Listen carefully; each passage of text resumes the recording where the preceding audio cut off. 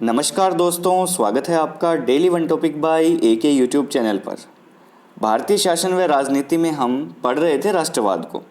राष्ट्रवाद में हमने देखा, उसी दौरान हमने भारतीय राष्ट्रीय कांग्रेस की स्थापना देखी, फिर हमने उदारवादी राष्ट्रवाद को समझा, उसके कारण समझे और उनकी क्या सीमाएं थी, वो सब चीज़ों का हमने अध्ययन किया। अब जो अगला जो पल आता है, अगला जो समय आता है, वो आता है उग्रवादी राष्ट्रवाद का। मतलब उदारवादियों से जब पार नहीं पड़ी, उदारवादियों के जो पैंतरे फैल हो गए, तो फिर वहाँ पर उग्रवादी राष्ट्रवाद को जन्म लेना पड़ा। क्योंकि उदारवादी राष्ट्रवाद में ये कहा गया था कि हम अपनी मांगे अनुनय विनय के माध्यम से, प्रार्थना पत्रों के माध्यम से अंग्रेजों के सामने बार बार रखेंगे और वे अच्छे हैं, वे मान भी लेंगे। ठीक है, इसलिए उदारवादियों ने अंग्रेजों की सहायता भी की। यहाँ पर मामला थोड़ा उल्टा हो जाता है। उग्रवादी जो थे थोड़े गर्म स्वभाव के, आप कह सकते हैं। इन्हें अपने हक केवल मांगने से ही नहीं, छीन लेने से भी प्राप्त होते हैं, ये बात पता थी। तो उग्रवादी राष्ट्रवाद के बारे में हम इसमें पढ़ेंगे और इसके प्रमुख कारण क्या थे, ये क्यों सामने आया, उसको हम इस वीडियो नोट में देखने वाले हैं। तो चलिए ध्यान से देखते रहिए, शुरू करते हैं। देखिए, उग्रवादी राष्ट्रवाद का ही एक क्या है, रास्ता, जिसमें उग्रवाद की भावना सामने आती है। क्योंकि इससे पहले उदारवादी थे और जब उदारवादी विफल होते हुए दिखे, उनकी असफलता जब इनको दिखी, तो कांग्रेस में से ही कुछ लोगों ने उग्रवादी राष्ट्रवाद को अपना लिया।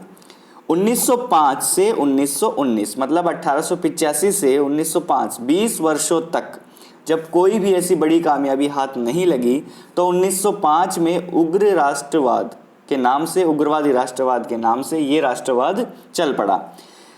इससे पहले हमने उदारवादी राष्ट्रवाद को देखा था, जिसमें अनुनय विनय के द्वारा आंदोलन चलाया जा रहा था, लेकिन उसकी असफलता से नाराज होकर कुछ लोगों का एक वर्ग खड़ा हुआ और उग्रवादी राष्ट्रवाद के रूप में सामने आ गया। इनको ये था कि जो हमारी जो क्या कह सकते हैं, अधिकार हैं, हमारे अधिकार हैं जो अंग्रेज़ों ने हमसे छीन रखे हैं, हमें दबा रखा है, उन्हें केवल अनुनय विनय हाथ जोड़ के ही नहीं लिए जा सकते, बल्कि उन्हें हाथ तोड़कर भी लिए जा सकते हैं और छीन कर भी लिए जा सकते हैं। ये कहते थे ये उग्रवादी विचारधारा वाले लोग।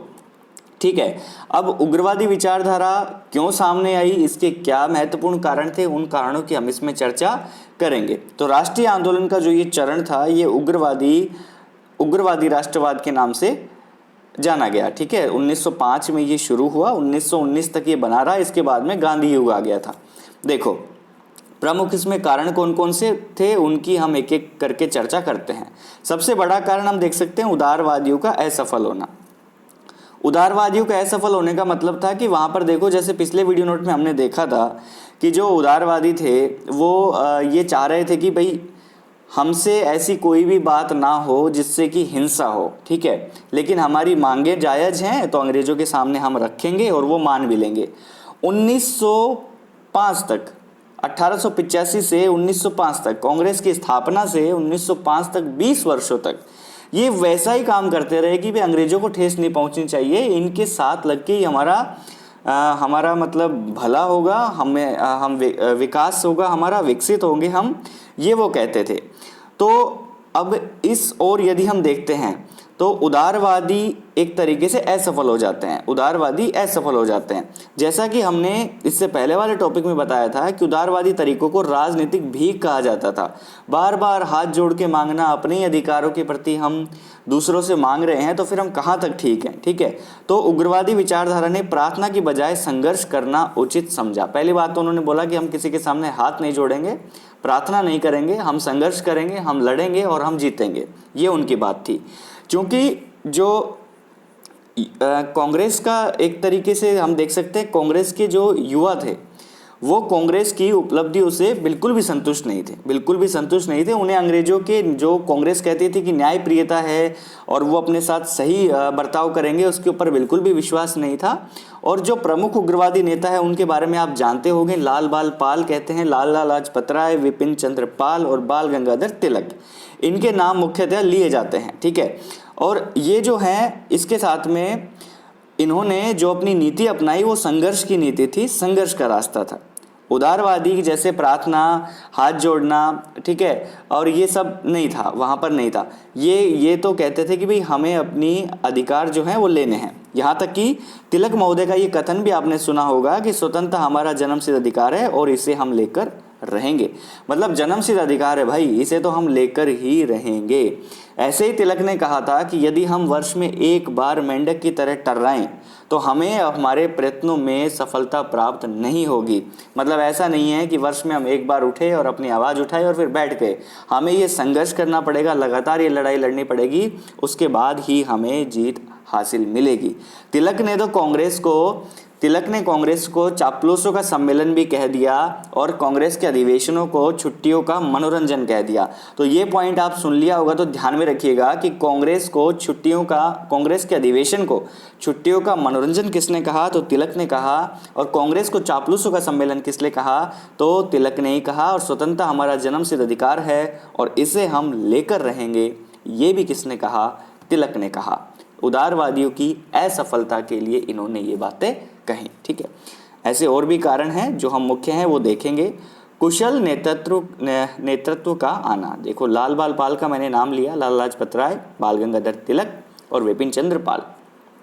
ये कुशल नेता थे, इनका नेतृत्व मिला, इन्हें हक छीनने में भरोसा था। इन्हें ये था, मैंने आपको बता दिया कि भाई ये कहते थे जो हमारे अधिकार हैं हम उनके लिए क्यों हाथ पैर जोड़ें, वो हमारे अधिकार हैं, वो हमें मिलने चाहिए, ठीक है। और यहाँ तक कि तिलक के बारे में हम बात करें आपसे, बाल गंगाधर तिलक तो ये कहते थे कि भाई इनका कहना था कि अगर हमें लग रहा है कि विदेशी सरकार अच्छी है, ठीक है, तो इसकी अपेक्षा हमारी कम अच्छी या हीन स्वदेशी सरकार ही बढ़िया है। भाई हमें तो हमारा राज्य दे दो, हमें हमारे ऊपर शासन, हमारा ही शासन रहने दो, हमें मतलब परतंत्रता पसंद ही नहीं है, चाहे वो भले ही अच्छी ही क्यों ना हो, ठीक है।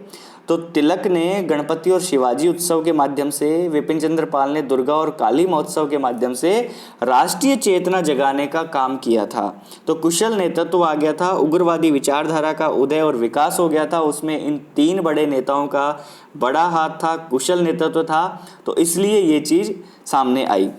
उसमें दूसरी बात हम आपको बताएं कि देखिए वो जो उदारवादी जो आंदोलन था उसके लिए तो बाल गंगाधर तिलक बार बार कहते थे कि भाई रियायतें प्राप्त करने के लिए वहाँ पर 20 वर्षों से कम या अधिक प्रयत्नों के फलस्वरूप भी उन्हें रोटी के बदले पत्थर ही मिले थे। उदारवादियों ने प्रेम पूर्वक काम किया लेकिन बाद में उनको क्या मिले, पत्थर मिले। तो अब हम ये नहीं चाहते, हम अपनी जो स्वतंत्रताएं हैं, अपने जो अधिकार हैं वो हम मांगेंगे नहीं, क्योंकि हम इसे भीख नहीं समझते। अगर हम भीख मांगते हैं तो हम घृणा के पात्र हैं, ठीक है, हम घृणा के पात्र हैं, इसलिए हम भीख नहीं मांगेंगे और हम अपना अधिकार लेकर रहेंगे, क्योंकि ये हमारा जन्मसिद्ध अधिकार है, स्वतंत्रता। तो एक सही तरीके से जब उनके सामने एक सही नेतृत्व आया तो फिर आंदोलन में गति तो मिलनी थी। नेक्स्ट देखते हैं हम अंग्रेजों द्वारा कांग्रेस की उपेक्षा। जैसे जॉर्ज हैमिल्टन ने कांग्रेस को राजद्रोही कह दिया था। देखो कांग्रेस को तोड़ने के लिए क्या किया गया कि अंग्रेजों के द्वारा उनकी समय समय पर अब आलोचना की जाने लगी। अंग्रेजों को जब तक ये विश्वास था कि कांग्रेस की गतिविधियां केवल और केवल दिमाग की उपज है, वो उसी में रहेंगी, लेकिन जब उनको ये लगा कि ये तो धरातल पर आने लग गई, ये चेतना का कार्य कर रही हैं, तो विपिन चंद्र कहते हैं कि उन्होंने राष्ट्रवादियों को गद्दार भी कहा, खलनायक भी कहा और देशद्रोही भी कहा। जॉर्ज हैमिल्टन ने तो राजद्रोही कह दिया कांग्रेस को, ठीक है। तो अंग्रेजों के द्वारा जब कांग्रेस की उपेक्षा की गई तो इस वर्ग को ये समझ में आया कि इनका साथ देते देते भी अगर उपेक्षा हो रही है तो साथ नहीं देंगे तो क्या होगा, ठीक है। तो अंग्रेजों की साम्राज्यवादी नीति का विरोध करने पर बल दिया और ये चाहते थे कि पूरा देश इनके साथ खड़ा हो, देश के लोग इनके साथ खड़े हों, बुद्धिजीवी वर्ग इनके साथ खड़े हों, ये संघर्ष करेंगे, संघर्ष से ही जीतेंगे। तो कांग्रेस की उपेक्षा होने पर भी ये उग्रवादी का उदय हुआ, ठीक है। बिल्कुल सरल शब्दों में समझ में आ रहा होगा। प्राकृतिक प्रकोप व अंग्रेजी बर्बरता। देखो प्राकृतिक प्रकोप बहुत पुराने समय में हुआ लेकिन उसके बहुत लंबे इम्पैक्ट होते हैं। अब जैसे कि 1897 में दक्षिण भारत में बहुत बार अकाल पड़ा, तो लगभग 1876 से 1900 तक के समय में देखें तो मध्य भारत में लगभग 18 बार अकाल पड़ चुका था, बहुत हानि हो चुकी थी, बहुत लोग मृत्यु का मतलब काल मृत्यु का ग्रास बन चुके थे, ठीक है, मतलब काल का ग्रास बन चुके थे। तो 1897 में दक्षिण भारत में अकाल पड़ा। 1898 में मुंबई में प्लेग फैला, लाखों लोग चपेट में आ गए। लेकिन क्या हुआ कि जो ब्रिटिश सरकार थी ना, उन्होंने यहाँ पर सहायता करने की बजाय अमानवीय बर्ताव किया, अत्याचार किया लोगों पर, लोगों को मारा गया, लूटा गया। तो अब जब एक वर्ग को ये समझ में आई बात कि भाई जब हारी बीमारी में ही हमारे ये साथ नहीं दे रहे, तो फिर अच्छी हालत में तो ये हमसे बात भी नहीं करेंगे। जब महामारी में, अकाल में जो शासन हमारे ऊपर कर रही है सरकार, यदि वो ही हमारे ऊपर ठीक से कार्य नहीं कर रही, हमारे साथ बर्ताव अच्छा नहीं कर रही, तो फिर हम उनसे क्या उम्मीद करें। तो इसलिए ये जो इनको बार बार प्रताड़ना दी गई, इनको परेशान किया गया, इनसे लूटा गया, मारा गया, एक तो प्रकृति की मार, दूसरे ऊपर से सरकार की मार, तो दोनों तरफ से, तीनों तरफ से घिरने के बाद में, यहाँ पर अव्यवस्थाओं के बाद में, तो इनको लगा कि हमें तो विरोध करना ही पड़ेगा। यहाँ तक मैं आपको बता दूं कि तिलक ने अपने केसरी समाचार पत्र में प्लेग निवारण की अव्यवस्थाओं को प्रकट कर दिया था, यानी बता दिया था। तो इसलिए उनको 18 महीने तक जेल की हवा खानी पड़ी थी।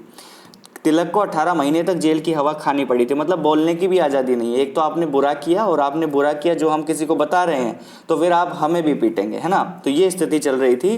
तो प्राकृतिक प्रकोप व अंग्रेजी बर्बरता से परेशान होकर एक वर्ग को ये चीज़ बात समझ में आई कि इनकी हम सहायता क्यों करें, इनको हम क्यों हेल्प करें, इनके शासन पद्धति में हम क्यों सहभागी बने।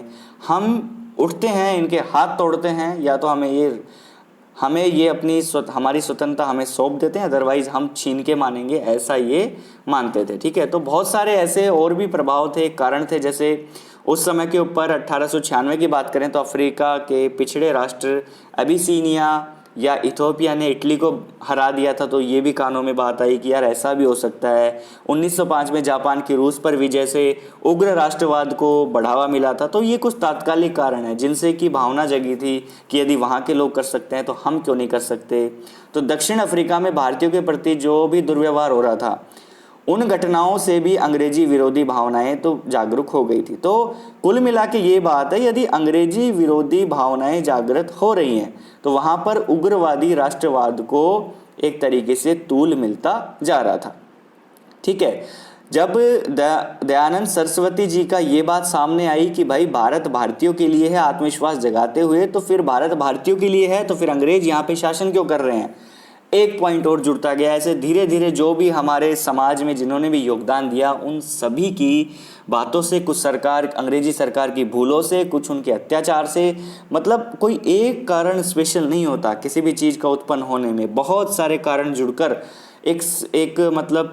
एक बहुत बड़ी संरचना स्थापित कर लेते हैं, और फिर उग्रवादी राष्ट्रवाद के रूप में देखने को मिला, जिसमें उग्रवादी आंदोलन शुरू हो गया, ठीक है। अब ये आंदोलन क्या है, इसके बारे में हम देखेंगे नेक्स्ट वीडियो नोट में। हम बिल्कुल इंटरेस्ट लेके आपको पढ़ा रहे हैं, आप इन चीज़ों को समझिए। प्रश्न आपके लिए बहुत तैयार हो जाएंगे। जब मैं आपको प्रश्न वन लाइनर करवाऊंगा तो आपको बड़े मजे आएंगे, लेकिन पहले इन चीज़ों को समझना बहुत ज़रूरी है। जब हमारे पास में अच्छा खासा समय हो तो हमें खुल के पढ़ लेना चाहिए। तो वीडियो नोट देखने के लिए बहुत बहुत धन्यवाद।